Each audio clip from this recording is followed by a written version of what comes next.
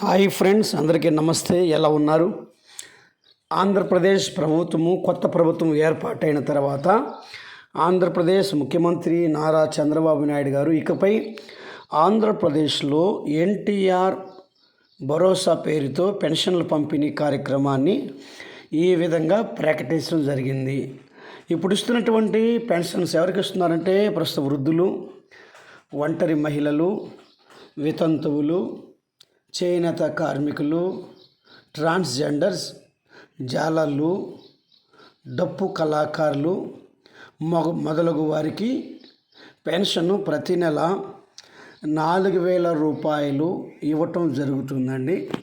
ఎందుకనగా 2023 మేనిఫెస్టోల ప్రకారము ఎవరైతే మహిళలు ఉన్నారో వారందరికీ, వృద్ధ మహిళలకు కావచ్చు, ఒంటరి మహిళలకు కావచ్చు, వితంతువులకు, చేనేత కార్మికులకు, అభయ హస్తం కలిగినటువంటి వారందరికీ కూడా మరి ప్రస్తుతం దివ్యాంగులు వారికి గత ప్రభుత్వం అయితే 3,000 రూపాయలు ఇచ్చేదండి.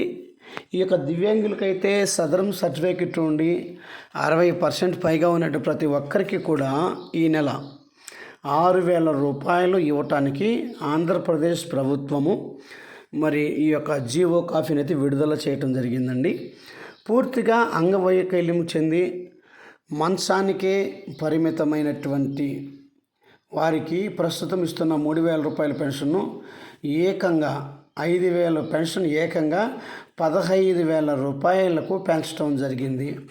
వివిధ దీర్ఘకాలిక లేదా క్రానిక్ జబ్బులు ఉన్నవారికి ప్రస్తుతం ఇస్తున్నటువంటి 5,000 రూపాయల యొక్క పెన్షన్ను ప్రతి నెల 10,000 రూపాయలు కూడా పెంచడం జరిగింది. ఈ ప్రకటించిన ఈ యొక్క పెన్షన్ అమౌంట్ ఏప్రిల్ నుండి మనకు వర్తిస్తుంది. అయితే కొత్త ప్రభుత్వం ఏర్పాటయ్యి తొలిసారిగా జూలైలో మనం అమౌంట్ అయితే ఇవ్వనున్న నేపథ్యంలో ఏప్రిల్ నుంచి జూన్ వరకు పెండింగ్ అమౌంట్ వారందరికీ ఏప్రిల్, మే, జూన్, జూలై ఇదొక 3,000 రూపాయలు మామూలుగా పెన్షన్, కొత్త పెన్షన్ 4,000 కలిపి 7,000 రూపాయలు అందజేస్తారు. ప్రత్యేకంగా దివ్యాంగుల కేటగిరీలకు వారికి మాత్రం పెన్షన్ అమౌంట్ మాత్రమే ఎవరైతే మరి దివ్యాంగులు, ఎందుకంటే ఒక్కసారిగా వాళ్ళకి 3,000 రూపాయల నుంచి 6,000 రూపాయలు ఇవ్వటం జరుగుతుంది కాబట్టి వారికి మామూలుగానే 6,000 రూపాయలు ఇవ్వటం జరుగుతుందని కేటగిరీల వారీగా రాష్ట్ర ప్రభుత్వం అయితే మరి జూలై నెలలో ఇవ్వటం జరుగుతుంది.